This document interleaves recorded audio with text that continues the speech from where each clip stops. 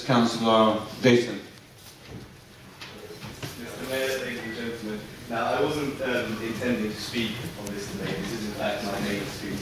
But I couldn't help myself after hearing some of the remarks made opposite. Councillor Neville raised some, in my view, very important and valid points and questions. Questions which have wholeheartedly failed to be answered. After listening to Councillor Taylor's speech, he talked so much about what the Tories didn't do in 2007 and 2008. Now I find that very disheartening because I wasn't around back then, and as were many of my colleagues as well.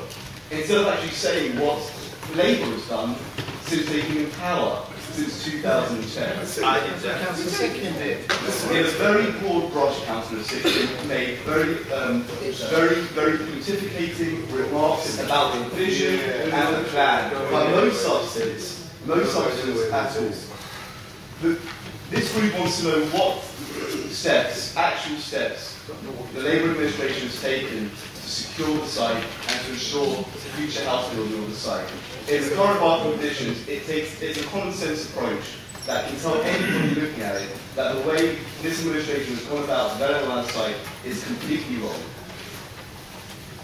Councillor Taylor also referred to Cat Hill, and I invite him to my ward, because when we talk about infrastructure, it's worth taking a look at Cockfosters Road and the type of congestion and traffic that exists there now, let alone in a few years when that development is finished.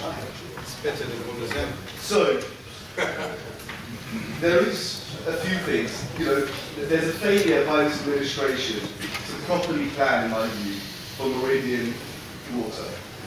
The cost of that development will be astronomical, and it will be a cost borne by the taxpayers of this borough. Secondly, the £100 million Example Fund, because that's what it is. It's going to have a massive impact on the housing market, and as my colleagues have said, the cost of buying a house in this borough is expensive enough as it is, and this is going to make that problem even worse. The tenant tax, because that's what the landlord licensing scheme is. It's going to push the prices of the rental costs in this borough up, because the levy that the landlords are going to pay is to be passed on to tenants. And lastly, the CIL rates, which we didn't get a chance to debate last time, they are astronomical, and they will also have a massively negative impact on the housing market in this borough. And what is this going to result in? It's going to result in higher council tax, higher rent, and higher house costs. And this Labour administration has proven to itself and to the borough that it's determined of pushing the cost of living and the cost of getting on in this borough through. You don't understand council finances, do you, to say that? You really don't. And I think that this Labour administration has a lot to answer for. It can begin by answering the questions raised by the opposition as to what they're doing in Meridian Water.